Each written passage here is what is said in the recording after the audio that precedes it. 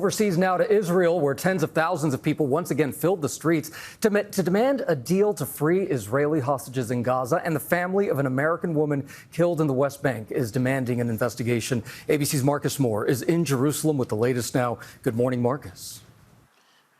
Gio, good morning. We are getting word of some breaking news. Details are still coming in, but authorities here say that a truck driver has shot and killed 3 Israeli police officers at the Allenby Bridge crossing. That's right along the border there between Israel and Jordan. That gunman has been killed, and we're still waiting for word on a motive for the attack. In the meantime, tens of thousands of people flooded the streets of Tel Aviv last night, demanding a ceasefire deal. Overnight, a sea of people flooding the streets in Tel Aviv.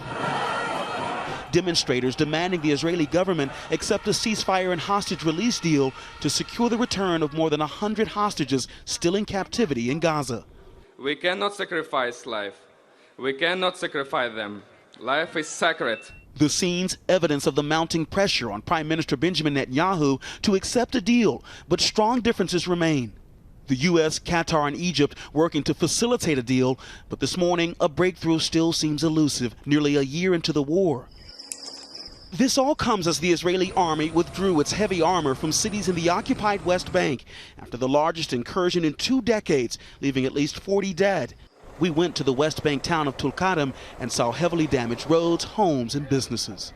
And just days ago, American-Turkish activist Ayşenur Egi was shot and killed by the IDF while she, peace activists, and locals protested the expansion of settlements.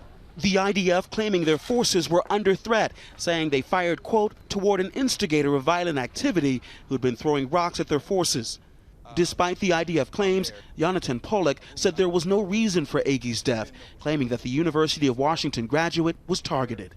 There was nothing happening at the time. It was completely quiet. He took that kill shot, and it was a kill shot. The IDF says the circumstances of her death are under review. And this morning, that IDF review, we understand, continues.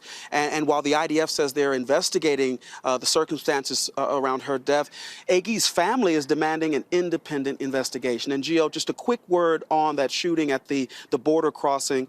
We understand this morning that all of Jordan's border crossings into Israel are closed until further notice, and that is significant because a lot of the humanitarian aid that goes to Gaza comes across that border.